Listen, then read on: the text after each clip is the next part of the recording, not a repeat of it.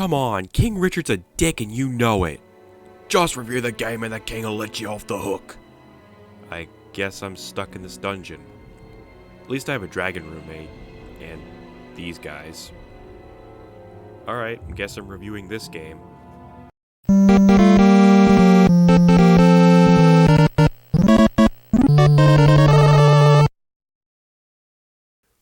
Dungeons & Dragons was released in 1974 by Gary Gygax in TSR, and first started as an expansion to another tabletop game called Chainmail. It would later get various versions, with the first version being called D&D Basic, or as I like to call it, Beta version, since that's exactly what it felt like, a beta. First edition, also known as Advanced Dungeons & Dragons, is where things really start to take up. And you died. That wasn't even 40 minutes into the game. Not my fault, your fighter had a maximum of 3 HP. The dice are weighted and you know it. Yeah, dice. That's the April Fool's joke. D&D isn't a video game. It's a TTRPG, which stands for Trying to Rewire My Pink Garage. It's tabletop role-playing. Stupid. Second edition brought more of the same, except it also gave us more campaign settings like Al-Qadim, Birthright, Planescape, and Spelljammer. Third edition is where D&D ditched the old THAC0 system in favor of the D20 system. Yeah, before this, they used D6s for everything. It sucked.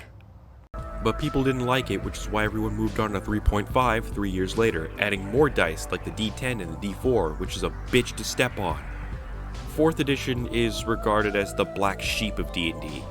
Everyone hated it for designing it like a video game without being a video game. And now we have 5th edition, combining the good that 3rd edition brought, along with some of the enhancements that 4th edition brought, like death saves and cantrips. Only this one doesn't suck. For this video, we're going to be talking exclusively about 5th edition, because the only people playing 3rd edition in 2024 are elitists, and 4th edition players are wrong. Now, how do you pick your guy? Where's your character select screen? Well, rather than picking from a list of predetermined characters, you instead have to make your own using a character sheet. This is your character sheet. Your character cannot exist without this little napkin.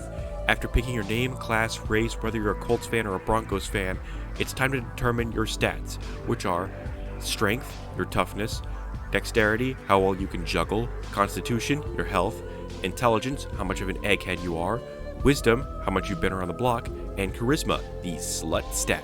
Riz, as the kids would call it. For people who would rather just have an average build and not waste time determining stats, there's Standard Array, which gives you the numbers 15, 14, 13, 12, 10, and 8 to arrange how you please. For big dumb babies who need their OC to match how cool they look in their head, there's the point buy system, which works like your basic video game. Every stat starts at 8 and you have 27 points to distribute between them how you please. Wimp! And the most common method is to roll 4d6 for each stat, drop the lowest number, and add the remainders for each stat. Risky? Yes, but more often than not, it results in more chunkier stats. No matter which way you do it, the numbers you determine a smaller number called a modifier. Yeah, people make it sound like D&D is super convoluted, when in reality, it's just playing pretend with the most basic of algebra thrown in. As in, the most complex equation is x plus your modifiers. Now, on top of a character sheet, you're going to need a set of dice, a copy of the player handbook, and if applicable, a miniature of your character. Just use your D4 if you don't have one, you're not using one anyway. As a player, it's your job to work with your team, or by yourself if it's just you and the DM, to complete whatever adventure the Dungeon Master has in store for you. This adventure could involve anything from hunting a dragon to stopping a cult, or just collecting artifacts for a secret society of heroes. Each player is assigned a single character, and much like Fire Emblem, if your character loses their hit points and fails death saves, they are done for, and you have to re-roll another one, unless the DM says otherwise, or you have another character on standby. You are the main characters of the story, which means you have to actually go for the plot hook and try not to screw up the plot your DM spent a long time planning out. They are the ones who spent all this time planning the game for you, so for the sake of Dungeon Masters all over the world, please, for the love of all that is holy, stick to plot. Now, if you're the unfortunate soul relegated to the role of Dungeon Master, it is your responsibility to basically be the entire game. Everything from the final boss's evil monologue, to the item shop prices, to how NPCs look and act, to how the wind smells that morning, is determined entirely by you. You are the entire game, and while you can make a player of your own, I am telling you now, don't. Just don't. It will end in disaster. Another benefit of being the Dungeon Master is the fact that what rules are in place are determined entirely by your fickle whims, which is great because any rules lawyers can shove it. But the rulebook! The rules are so loose in this edition that you can tweak or disregard as many rules as you like. The caveat being that you are the one that has to come up with everything, from the characters to the lore to the setting, down to who gets to play and when. That is, unless you buy a pre-written adventure, then it's just down to those last two things. Outside of combat, a typical D&D session is a loop of these 5 steps. Step 1. Dungeon Master describes the scene, the points of interest, and what else there is in the current area. Step 2. Players decide on what they do. Step 3. The Dungeon Master tells the players to roll a d20 on whatever they're about to do, be it athletics, perception, or otherwise.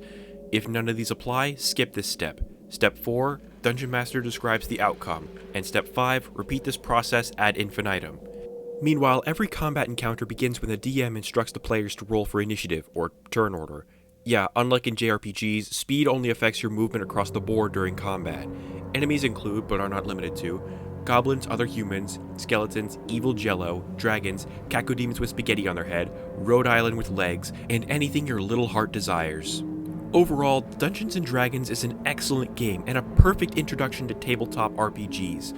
I mean, it only makes sense considering it was among the first of its kind, later paving the way for games such as Pathfinder, Call of Cthulhu, and Shadowrun. It's so customizable that anything can happen. It's no wonder why it took off in popularity in recent years, finally getting a LEGO theme releasing today. That's why my final rating for this game is a D20 out of 10. And because I'm running out of things to talk about and time, here's what your class of choice in D&D says about you.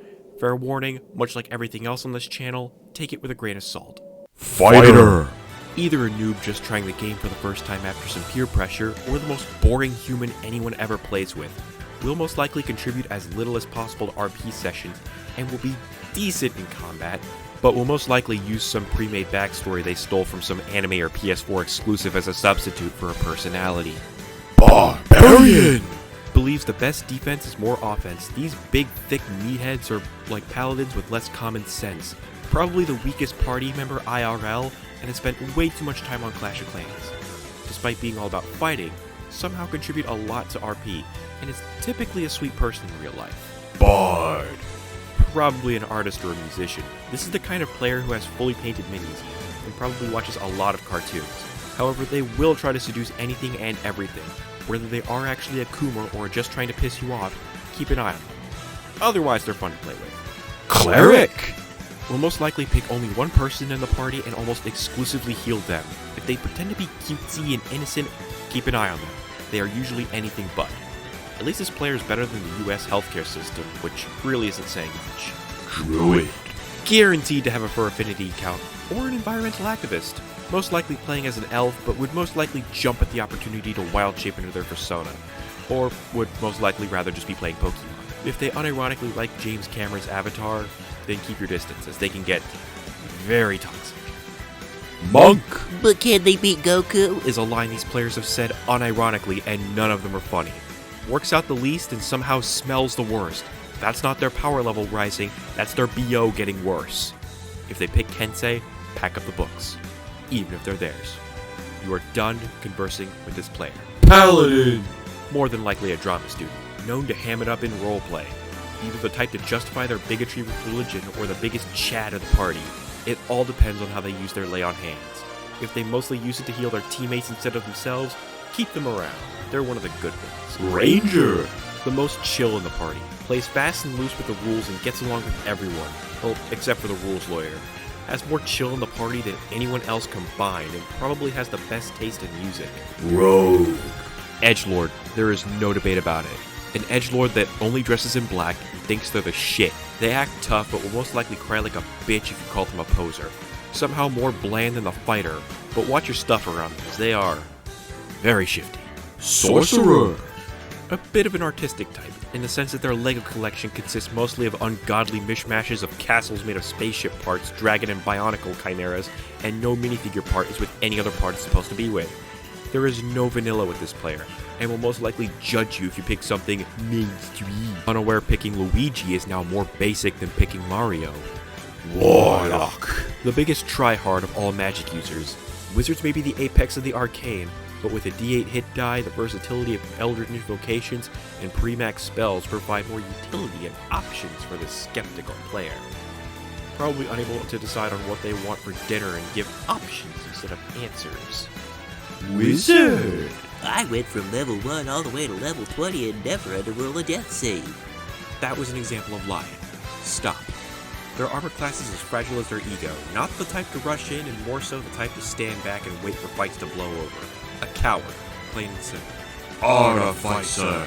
The type of person to mod every video game console in their house. Isn't much of a fantasy buff, so they took the closest thing they could to a science fiction story. If they're not doing their best Iron Man or TF2 engineer impression, cut ties with them. Their taste is garbage. Blood Hunter. Just like the Rogue, only twice as edgy and half their age, even more of a poser. They say they're like some anime protagonist like Guts or Eren Yeager, but will only mimic them in the most twisted misrepresentation of them possible. Also probably the biggest crybaby at the table. You know, despite this being an April Fool's video, I kind of thought about covering more D&D and tabletop RPGs on the channel.